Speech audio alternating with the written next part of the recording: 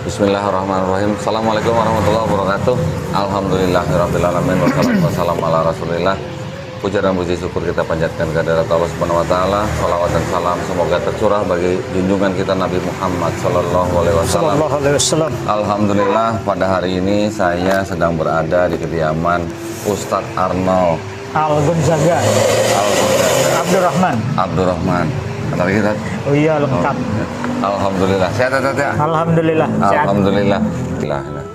Nah, ternyata Ustadz Arnold ini juga mantan mualaf ya? Bener kan saya sebutnya mantan mualaf kan? Bener ya? Ya? Alhamdulillah. Boleh cerita dikit nggak, Ustadz Arnold aslinya berasal dari mana? Kemudian perjalanan singkat sesaat sebelum bersahadat gitu, Tat. Tafadhol, Tat. Ya. Terima kasih. Assalamualaikum warahmatullahi wabarakatuh. Waalaikumsalam warahmatullahi wabarakatuh. Alhamdulillah. Alhamdulillahilladzi hadana li hada wa ma kunna linahtadiya laula an hadanallah. Asyhadu an la ilaha illallah wahdahu la syarikalah wa asyhadu anna Muhammadan abduhu wa rasuluh la nabiyya ba'dah. Allahumma sholli ala Muhammad wa ala ali Muhammad. Terima kasih Koh Hani, Koh Dondi dan teman-teman. Alhamdulillah atas ridha Allah kita dipertemukan kembali justru di bulan yang mulia. Masya Allah. Semoga kita dimuliakan oleh Allah Subhanahu wa taala. Amin. Di dunia dan di akhirat. Amin. Masya Allah. Ya, satu kebahagiaan tersendiri untuk saya dan keluarga, dan mungkin ini barangkali yang terakhir di tempat ini, karena insya Allah nanti akhir tahun saya dan keluarga juga teman-teman yang biasa ngobrol, diskusi, ngaji di sini kita akan hijrah. Mudah-mudahan Allah izinkan ke tempat yang terbaik. Masya Allah. Mau pindah, Tat? Ya. Sudah habis masa kontrak, tidak boleh lagi diperpanjang karena terjual. Akhir tahun ini. Akhir tahun ini. Ya, Alhamdulillah masih ada waktu. Masih lama, Tat, masih bisa kesini lagi. Ya. Ya, alhamdulillah. Mudah-mudahan sesuatu yang baik yang bisa mengantarkan kita pada kemuliaan bisa kita lakukan, meskipun barangkali hanya melalui karya-karya yang kecil sederhana, tapi karena diawali dengan bismillah, semoga itu membawa kemuliaan. Masya Allah. Amin. Ya. Yang kedua, selain bersyukur kepada Allah, juga kita tidak lupa sanjungkan salam serta selawat kepada Rasulullah Muhammad SAW yang menjadi sumber inspirasi terbaik kita sepanjang masa. Ya, semoga kita ditetapkan Allah menjadi pengikutnya sampai dengan akhir hayat. Amin. Siap. Alhamdulillah diizinkan saya untuk sedikit sharing mengenai perjalanan bagaimana menemukan kemudian memutuskan menjadi Islam. Saya mengenal Islam ini, saya asli dari Kupang, Nusa Tenggara Timur, dari NTT. Datang ke Jogja tahun 1993 dalam rangka belajar menjadi pastor di salah satu yayasan, salah satu tarekat misi yang ada di Jogja. 93 tuh, Tat? 93. Usia berapa tuh, Tat? Aduh, dikurangi 71 ya, 93 71. 71 berarti 22 tahun. 22 tahun. Ya, masih kecil. 71? Ya, 71. Masih kayak belum 50. Masya Allah, alhamdulillah. Semua karena Allah yang Jadi 93, umur 22 tahun, 22 Ustadz dari NTT ke Yogyakarta untuk dalam rangka belajar menjadi pastor. Itu masuk seminari berarti? Masuk seminari. Oh iya. Siap. Ya, setelah 2 tahun ya, setahun di novisiat, setahun di namanya Bertinianum, kemudian setahun lagi di novisiat. Setelah itu saya merasakan bahwa itu bukan tempat saya. Tapi maksud saya gini, dari begitu Ustadz Arnold keluar dari seminari tahun 95, itu Ustadz masih aktif ke gereja atau enggak? Oh masih, sangat aktif. Oh masih? Sangat aktif. Oke. Sampai tahun? Sampai tahun kira-kira mulai pertengahan 2000. Oh, pertengahan 2000. Sebelumnya di awal-awal 2000 itu saya sudah mulai jarang. Oh, oke. Jadi biasanya suka nyanyi, jarang. Ya, Kegiatan ya. lingkungan mulai jarang-jarang. Gitu. Nah, terus setelah tadi Ustadz bilang, setelah Ustadz bersyahadat, baru nanti pencariannya belakangan itu Ya. maksudnya gimana? Jadi waktu itu baru saya menyelidiki. Jadi sebenarnya karena saya mulai banyak mendengar orang membandingkan antara ajaran tauhid dengan trinitas. Ya. Ya.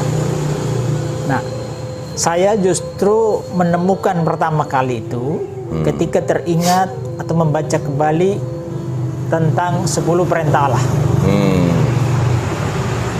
Kan ada di sini. Ya, ya, Aku Allah Tuhanmu. ya. Jangan ada lagi. Satu, jangan menyembah berhala. Berbaktilah kepadaku saja Ya. dan cintailah aku lebih dari segala sesuatu. Ini tauhid nih. Sebenarnya iya. Ya. Tauhid. Ya. Ya. Lalu kemudian justru lebih memperjelas pemahaman tentang Trinitas ketika membaca kembali buku-buku ini tentang iman Kristiani. Jadi sebetulnya munculnya konsep ajaran Trinitas itu kapan? Ya. Ya. Kan baru sekitar tahun 325-an kan? Ya. Belum kan? Hah? 381. Konsili Nisia setelah itu.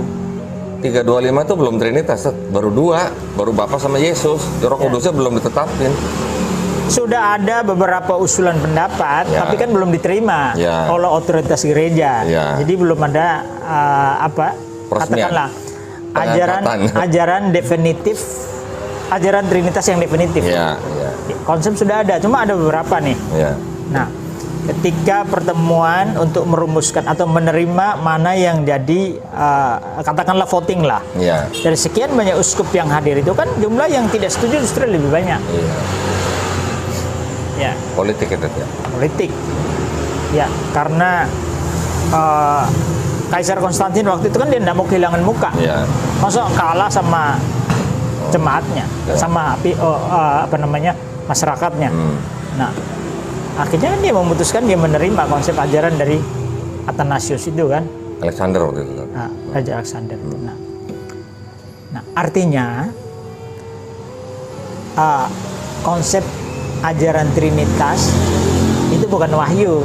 Belakangan gitu ya. Iya, bukan wahyu. Nah, sehingga dikatakan kalau agama Samawi itu kan harus berdasarkan wahyu. Iya. Konsep ketuhanan monoteisme kan. Iya. Nah, berarti bukan monoteisme lagi. Nah, jadi kenapa di satu sisi dia terima ajaran atau konsep Trinitas, tapi di sisi lain 10 perintah Allah itu masih tetap begitu. Iya. Emang nggak dirubah sekalian kan? Iya. Nah, sebelum itu terjadi juga jauh sebelumnya, ada satu pengalaman yang sangat mengganjal. Jadi ketika Paskah nih, seperti sekarang ini kan, Oh iya. nah, Iya, iya. Jumat Agung nih, Iya, iya. salah satu ritual yang harus dilakukan ketika Jumat Agung adalah menyembah salib dalam jalan salib. Oh iya. Ya. Iya, iya. Jadi hari Jumat itu tidak ada misa, tetapi hanya ada upacara penyembahan salib. Iya. Saya ketika itu sudah mulai enggan untuk melakukan itu. Kenapa disembah? Rasanya tidak pas. Siapa sesungguhnya yang disembah? Ini kan ini benda. Iya. Kenapa Tuhan itu dibendakan? Ya. Nah, itu saya akhirnya tidak mengikuti itu. Ya. Kemudian saya ketemu dengan salah satu jemaat gereja. Dia sudah sangat lama waktu itu tidak mau ke gereja. Ya. Dia mengatakan saya punya kelompok yang namanya kaum kritisi. Jadi mereka sudah memberikan kritik terhadap beberapa ajaran gereja yang menurut mereka tidak masuk akal. Di antaranya ya soal Trinitas, kemudian Natal. Ya. apakah benar Yesus lahir di tanggal 25 Desember? Nah, tapi tidak pernah mendapatkan tanggapan dari uskup, apalagi paus. Tidak ada tanggapan dari gereja. Sehingga dia, ya orang Jawa bilang mutung, dia tidak ke gereja. Oh, oke. Ya, ini kan jadi perbendungan saya. Ya, artinya sebenarnya banyak ajaran gereja yang tidak sesuai, sudah tidak menjadi lagi keyakinan umatnya. Tetapi karena ada dogma itu kan harus ditaati, ketaatan mutlak. Jadi sebenarnya itu beribadah tanpa roh. Nah, saya tidak mau. Harus jelaskan, baru kemudian terus belajar. Ya.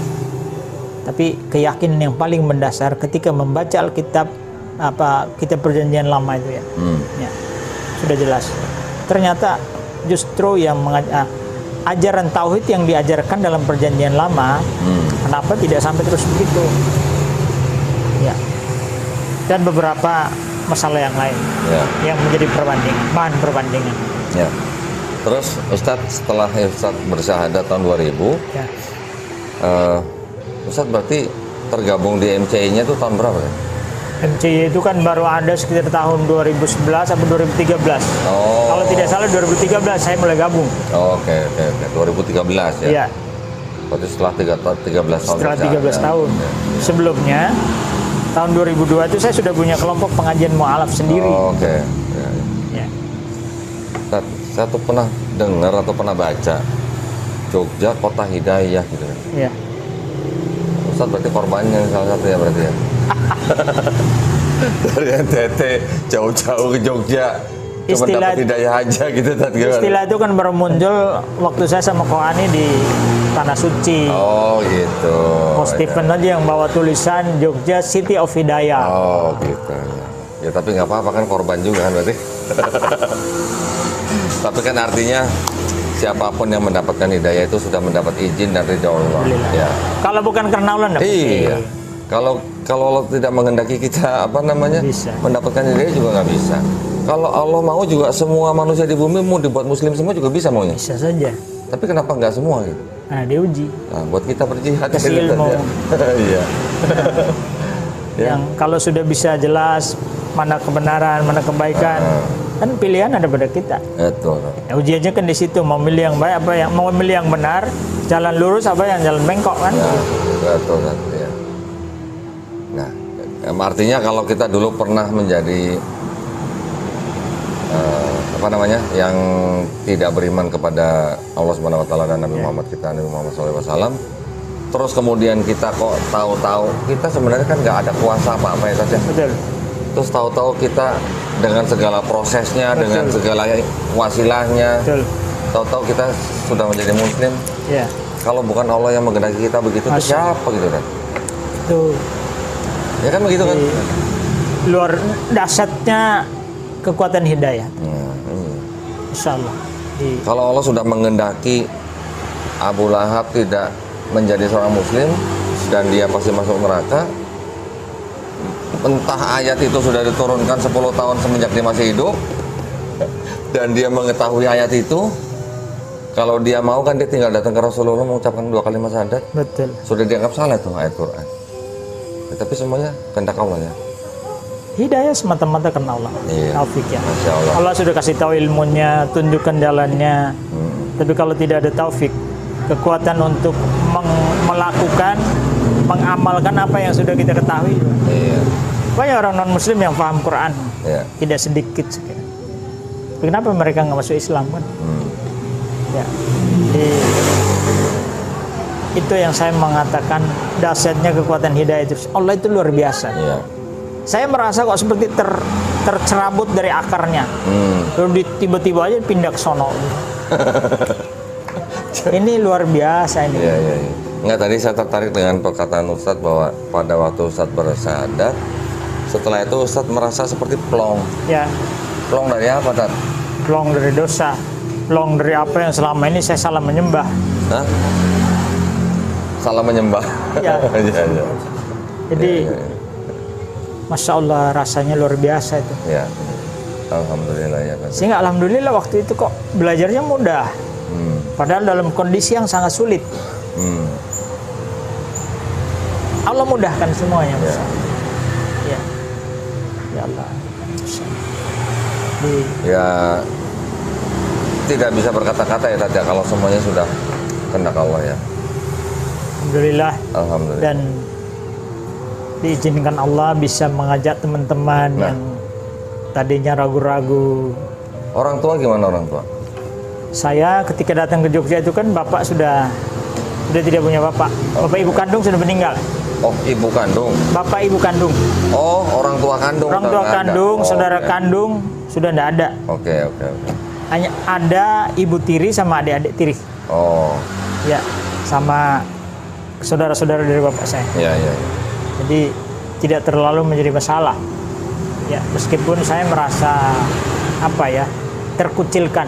Oh. Jadi hubungan dengan keluarga, adik-adik, kakak-kakak dari keluarga bapak saya, ibu, itu baru terjalin 2 tahun yang lalu. Oh gitu. Iya, Dari tahun 2000. betul. Masya Allah. Lama juga. Jadi waktu itu ada keponakan saya 2 orang yang kuliah di sini. Itu motor mereka yang ditinggal di situ. Ada keponakan saya yang suster, dia tugas di sini. Alhamdulillah setelah kontak bisa datang ke sini mereka ya dengan meskipun berat hati tetapi mereka harus mengakui. Ya. Dan mereka tidak pernah bertanya kenapa masuk Islam sampai hari ini. Takut kali. Nggak tahu. Takut mualaf ya. Nanti kalau nanya-nanya malah jadi kayak ini gitu katanya. Tidak pernah ada yang tanya. Ya takut pasti. Takut malam deh. Masya Allah. Semoga suatu Allah berkehendak bisa dari keluarga adik-adik semoga bisa mengikuti jejak, dapat Kan hidayah. tadi kita bilang kan, kalau bukan kehendak Allah kan, siapapun nggak ada yang bisa menjadi muslim. Boleh minta kan sama Allah. Tuh lihat tuh yang itu dulu. Boleh minta sama Allah, semoga Allah kasih kan. Iya. Kita bisanya kan minta kan. Ihdinas siratal mustaqim. Masalah dikasih atau tidak, walau alam. Sekarang alhamdulillah kita sudah menjadi muslim. Yang kita harapkan, yang kita doakan, kita sekarang hanya istiqomah aja. Istiqomah. Paling berat. Istiqomah, husnul khotimah. Amin. Selesai udah. Paling berat. Ya. Ya. Alhamdulillah, Pak Ustadz Arnold, terima kasih banyak ceritanya ini. Sama-sama. Terima kasih banyak waktunya. Ustadz Arnold harus pergi ke lain tempat. Sibuk sekali ini. Oh iya, biasa. Ya, padahal pasca loh, tapi kok sibuk banget ya? Bingung Sa? Ustadz sibuknya hari pasca, bingung nggak Pak? Loh, masalahnya begini. Orang muslim yang kerja, yang sekolah, hari ini mereka libur. Oh iya. Kesempatan ngaji bareng, Oh, buka puasa bareng. Iya. Nah, itu dia. Nah, Ustadz. jadi nggak cuman orang aja yang mualaf, Ustadz. Apa? Kemarin ada gereja mualaf. Gerejanya di mana? Ada gereja mualaf di daerah Klaten. Kalau Ramadan setiap hari kok. Setelah Ramadan. Setelah Ramadan. Jadi yang saya suruh pegang sana itu pendeta Pak. Kan pendeta. Masalahnya dia nggak bisa ngaji kan repot kalau kita ngajarin. Masa iya mau dakwah dia nggak ngerti Quran? Oh, udah boleh. Ya harus Bolak-balikin ayat Quran kayak sabun bisa mentang. jadi wakil dulu lah, jadi wakil. Harus ada. Nggak bisa dakwah, makanya saya banyak undang dia. Apa itu sih bukan Oh. seminggu sekali ketik hari. Cepat kan. Ya. Nanti Ustadz Arnold main ya. Nah, tadinya Ke itu ke. Ustaz ngisi di situ. Iya. Mana? Yang gereja Oh siap, insya Allah siap. gereja pertama di Indonesia jadi masjid itu. Dan gereja pertama di Indonesia namanya sama masih itu. Mantap banget. Itu perlu segera disosialisasikan. Ya enggak, kita rapikan dulu. Kan ini tempat nih. Terus ada tempat berak dalam gereja biasa kan. Dicampur sama orang ibadah. Nah, jangan-jangan gereja yang pernah saya lewatin dulu waktu ke sana. Gimana? Saya pernah ke Gantiwarno. Dia GBI. Jadi ada Selat baru prostit Katolik itu. salah satu anak angkatnya bapak angkat saya itu menikah, dapat istri orang sana. Nah, kita mau ke rumahnya calon mantan putri itu melewati gereja itu.